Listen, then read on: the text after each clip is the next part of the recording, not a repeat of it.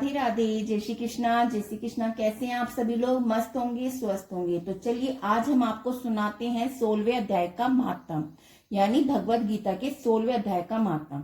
अगर आपको अच्छा लगे तो प्लीज लाइक करें, कमेंट करें, शेयर करें और चैनल पर नए हैं तो प्लीज चैनल को सब्सक्राइब करें। चलिए देर न करते हुए हम आपको सुनाते 16वें अध्याय का महात्म। राधे राधे, राधे राधे, राधे राधे, जय श्री कृष्णा, जय श्री कृष्ण। श्री महादेव जी कहते हैं, पार्वती अब मैं गीता के 16वें अध्याय का महात्म बताऊंगा, उसे सुनो। गुजरात में सौराष्ट्र नाम के एक नगर है। वहां खड़क बाहु नाम के राजा राज्य करते थे, जो दूसरे इंद्र के समान प्रतापी थे। उनके एक हाथी था जो मंद बहाया करता था और सदा मन से उत्तक उन्मत्त रहता था। उसका हाथी का नाम था अरिमर्दन। एक दिन रात में वह हठात सकलों और लोहे के खंभों को तोड़कर फोड़कर बाहर निकला। हाथीवान उसके दोनों अंकुश लेकर डरा रहे थे, किंतु क्रोधवंश उन सबकी अवहेलना करके उसने अपने रहने के स्थान हाथीसार को ढह लिया। उस पर चारों ओर से भालों की मार पड़ी, फिर भी हाथीवान न डरे। हाथी को तनिक भी भय नहीं होता। उसे कौतूहलपूर्ण घटना को सुनकर राजा स्वयं हाथी को मनाने की कला में निपुण राजकुमारों के साथ वहां आया। आकर उन्होंने उस बलवान दत्तेल हाथी को देखा। नगर के निवासी अन्य काम धंधों की चिंता छोड़ अपने बालकों को भय से बचाते हुए बहुत दूर खड़े होकर उस महाभयंकर गजराज को देखते रहे। इसी समय कोई ब्राह्मण तालाब से नहाकर उसी मार्ग से लौटे।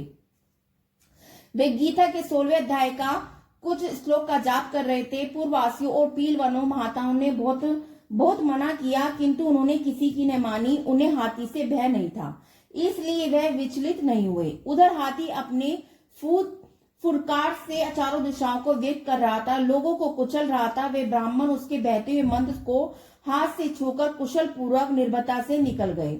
इससे महाराजा तथा देखने वाले पूर्ववासियों के मन में इतना विस्मित हुआ कि उनका वर्णन नहीं हो सकता।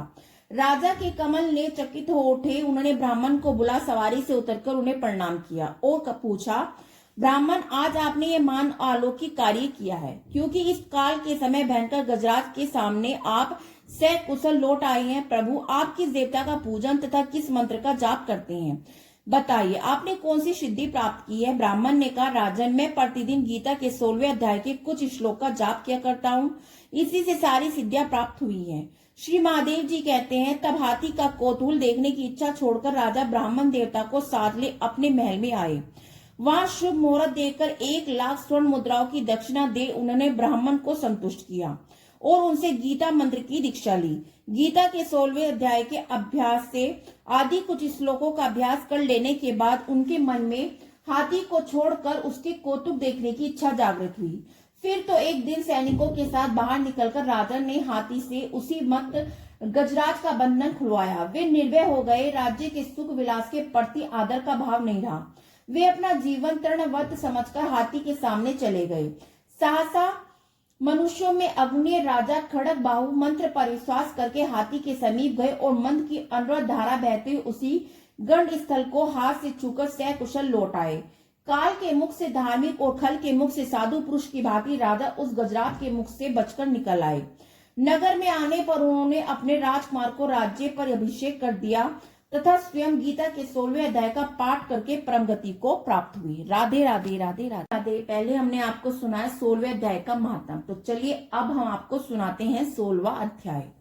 उसके उपरांत श्री कृष्ण भगवान फिर बोले, हे अर्जुन, देवी संप्रदा जिन पुरुषों को प्राप्त है, जिनको आश्रित संप्रदा प्राप्त होती है, उनके लक्षण पृथक बतलाता हूँ। उनमें से सर्वथा भय का भाव, अंतकरण की अच्छी प्रकार से स्वच्छता, तत्व ज्ञान के लिए ध्यान योग्य में निरंतर स्थिति और सात्विक दान, इंद्रियों का दमन, भगवत पूजा और अग्निहोम, उत्तम कर्मों का आचरण, वेद शास्त्रों के पठन पाठन पूर्वक भगवान के नाम और गुणों का कीर्तन तथा सह धर्म पालन के लिए कष्ट सहन करना, शरीर और इंद्रियों के सहित अंतकरण की सरलता तथा मन, वाणी और शरीर से किसी भी प्रकार को कष्ट न देना, अर्थात और प्रिय भाषण, अपना अपकार करने वालों पर क्रोध न करना, कर्मों में कृतापन, अभिमान का त्याग, अंतकरण की उपरंता अर्थात चित्त की चंचलता, अभाव और किसी को भी निंदा न करना, सब भूत प्राणियों में हेतु रहित दया, इंद्रियों का विषयों के साथ संयोग होने पर भी आसक्ति न होना और कोमलता तथा लोक और साथ से विशुद्ध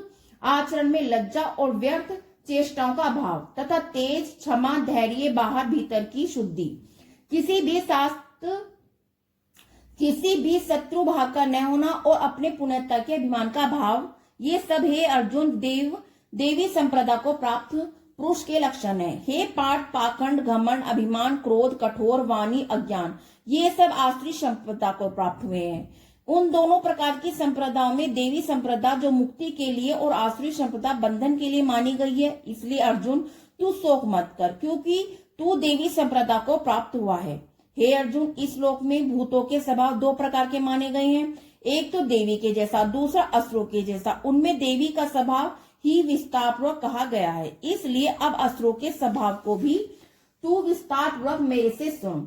हे अर्जुन, आसुरी स्वभाव वाले मनुष्य कर्ता कार्य में प्रवृत्त होने की और अकर्तव्य कार्य से निर्वृत्त होने पर भी नहीं जाने जाते, इसलिए उनमें न तो बाहर भीतर की शुद्धि है, न श्रेष्ठ आचरण और न सत्य भाषण ही। वे आसुरी प्रकृति वाले मनुष्य कहते हैं कि जगत आश्चर्य रहित और सर्वथा झूठा, बिना ईश्वर के अपने आप स्त्री पुरुष के संयोग से उत्पन्न हुआ है, इसलिए केवल भोगों को भोगने के लिए ही है, इसके सिवा और क्या। इस प्रकार इस मिथ्या ज्ञान को अवलेबन करके नष्ट हो गया है। स्वभाव जिनका मंद है, बुद्धि जिनकी, ऐसे सबका अपकार करने वाले कुकर्मी मनुष्य केवल जगत का नाश करने के लिए उत्पन्न होते हैं। वे मनुष्य दम्भ, मान और मंद से युक्त हुए किसी प्रकार को भी पूर्ण होने वाली कामनाओं का आश्रय लेकर अज्ञान से मिथ्या सिद्धांतों को ग्रहण करके भ्रष्ट आचरण से युक्त संसार में बतलाते हैं।